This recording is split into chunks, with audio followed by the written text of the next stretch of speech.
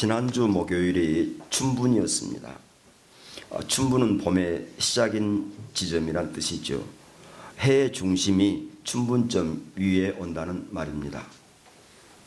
춘분에 하는 농사일 중에서 씨앗을 고르는 일이 있습니다. 벽씨를 소금물에 담가서 좋은 것과 나쁜 것을 구별합니다. 이때 속이 충실한 벽씨는 가라앉고 그렇지 못한 벽씨는 물에 뜨게 되죠. 중요한 것은 이 벽씨 안에 빈틈이 있느냐 없느냐입니다. 알곡과 벽씨 껍질 사이에 빈틈을 말하죠. 이 벽씨는 껍질이 먼저 만들어지고 그 속에 알곡이 자라납니다. 알곡이 충실히 크면 벽씨 껍질 속이 꽉 차서 소금물에 넣어도 가라앉습니다. 부실하게 자라면 벽씨 껍질 사이에 빈틈이 생겨서 소금물 위에 뜨게 되는 것이죠. 우리 신앙에도 빈틈이 있습니다. 하나님의 법 대신에 세상의 법 따라 살 때에 빈틈이 생깁니다. 하나님이 앉으실 자리에 내가 앉아 있으면 빈틈이 생기죠. 온갖 세상적인 욕심과 방법, 나라고 하는 우상이 곧 빈틈입니다. 우리 신앙의 빈틈은 우리의 영적 센서를 무력화시킵니다. 봄에 제일 먼저 피는 꽃으로 생강나무가 알려져 있습니다. 저는 이 생강나무라 해서 그 나무에서 생강이 주렁주렁 열리는 줄 알았더만 그게 아니고 노란 동백꽃을 말하네요. 소양강 처녀 2절의 그 동백꽃이 아마도 이 생강나무인 것 같습니다. 동백꽃 피고 지는 계절이 오면 끝까지 불렀으면 좋겠는데 생략하고 이 노란 동백꽃나무 다른 이름으로 산동백 이더만요. 이 생강나무 기름으로 머리에 바르죠. 그런데 이 생강나무가 봄의 전령사로 알려져 있고 오늘 이 생강나무를 들먹인 이유는 온도 감지 센서를 갖고 있다네요. 우리 신앙인들도 이런 온도 감지 센서를 갖고 있어야 한다는 말씀입니다. 그것이 우리의 영적인 센서. 이 영적인 센서로 세상의 온도를 감지하고 세상을 새롭게 하고 세상을 변화시키고 세상을 올바로 분별하는 사명이 우리에게 있는 줄로 압니다. 이 영적인 센서가 있어야 로마서 12장 2절 말씀이 제대로 들릴 수 있습니다. 너희는 이 세대를 본받지 말고 오직 마음을 새롭게 함으로 변화를 받아 하나님의 선하시고 기뻐하시고 온전하신 뜻이 무엇인지 분별하도록 하라. 이 말씀이 제대로 지키려면 우리에게 이 영적인 센서가 있어야 된다는 말씀이죠. 우리 신앙의 빈틈은 절대로 회개할 줄 모른다는 특징이 있습니다. 우리 신앙의 빈틈이 생기면요 절대로 회개할 줄 모릅니다. 손에 쥐어줘도 모릅니다. 우리나라 역대 대통령 중에 장로 대통령이 3사람이나 있습니다. 첫 번째 대통령은 국가주석을 대통령이라는 이름으로 바꾸고 3.15 부정선거를 통해서 4.19 혁명으로 물러난 대통령이 하나 있고 제14대 대통령이 한 사람이 있습니다. IMF라는 국난을 겪게 해서 온 국민을 국제경제 전문가로 만든 대통령이 있습니다. 제17대 대통령이 또 있습니다. 부동산 비리, 4대강 비리, 방산 비리, 해외 자원 비리로 돈만 밝히다가 돈 대통령이 있습니다. 우리 신앙의 빈틈은 세상 것을 추구하고 세상의 방식대로 살려고 하고 그 세상 방식을 교회에다가 적용하려고 합니다.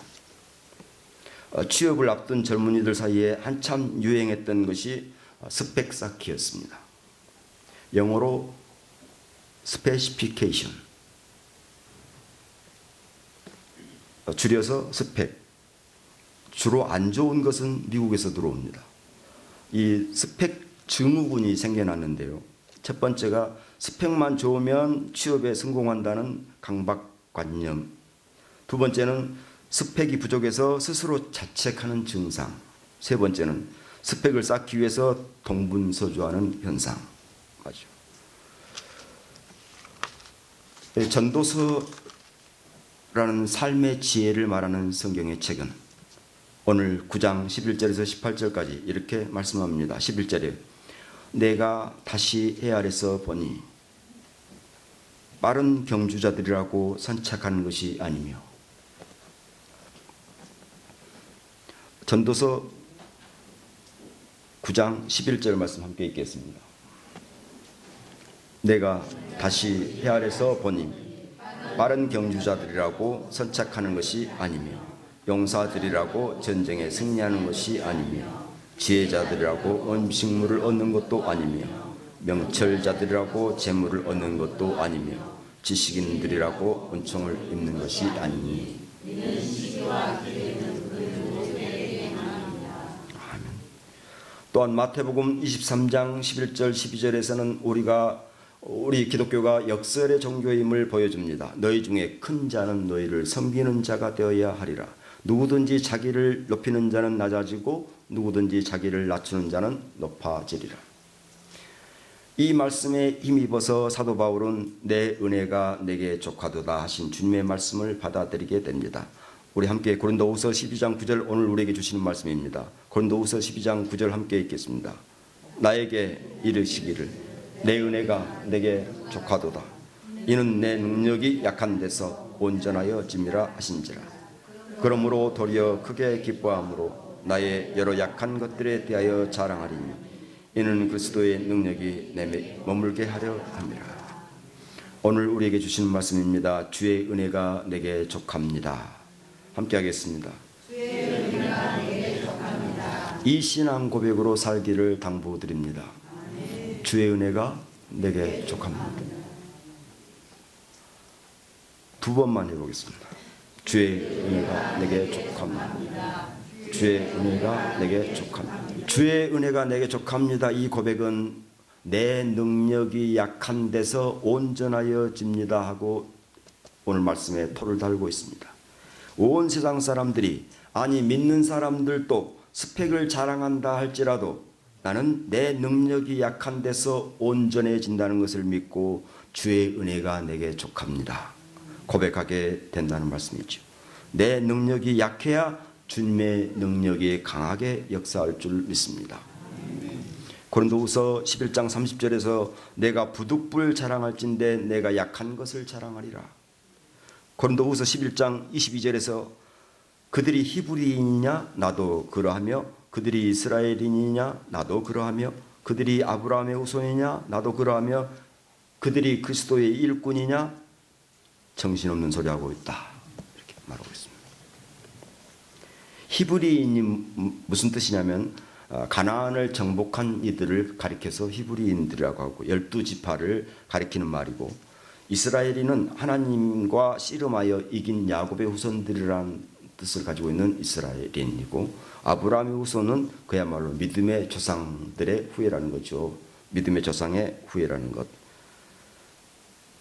거기다가 이제 사도 바울이 말을 하고 있습니다. 그 다음 절에서 그들이 그리스도의 일꾼이라더냐 정신없는 소리다 그랬습니다. 오늘 우리는 주의 은혜가 내게 족합니다. 이 고백은 내 능력이 약한 데서 온전하여진다고 하는 사실을 기억하시기를 바라겠습니다. 두 번째로 주의 은혜가 내게 족합니다. 이 고백을 하는 사람은 내 약함을 자랑할 수 있어야 합니다. 내 약점을 드러내야 한다는 것입니다. 사람이 자기 약점을 드러낸다는 것이 어디 쉬운 일입니까? 근데 사도 바울은 병을 달고 살았습니다. 내 육체에 가시를 주셨다고 고백합니다. 사탄의 사자를 주셨다고 고백합니다. 이것이 내게서 떠나가게 3번 주께 간구하였더니, 글자 그대로 3번만 간구했겠습니까? 자기 몸이 아픈데 이 3번 주께 간구하였더니, 이 표현은 3이라는 숫자가 부활의 숫자이기 때문에 이 부활의 뜻을 간구하는 것이라고 할 수 있습니다. 3번 주께 간구했더니 내 약점이 병약함이든지 세상적인 명예든지 내 약점이 혹은 물질적인 것이 가난함도 내 약함을 자랑하는 근거가 된다고 말씀하고 있습니다. 사도 바울은 여러 계시를 받은 것이 지극히 크므로 너무 자만하지 않게 하시려고 내게 주신 은혜라고 고백합니다. 다시 한번 우리 또 고백을 하지요. 주의 은혜가 내게 족합니다. 그래서 내 약함을 자랑할 수 있어야 합니다.